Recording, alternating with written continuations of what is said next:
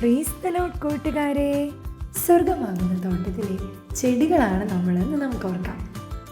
ഈ ചെടികളായി നമ്മൾ എങ്ങനെ വളരണമെന്നാണ് ഈശോ ആഗ്രഹിക്കുന്നതെന്ന് ഇന്നത്തെ വചനത്തിലൂടെ കണ്ടാലോ? ഇന്നത്തെ വചനം മർക്കോസ് 4:8. മർക്കോസ് 4:8.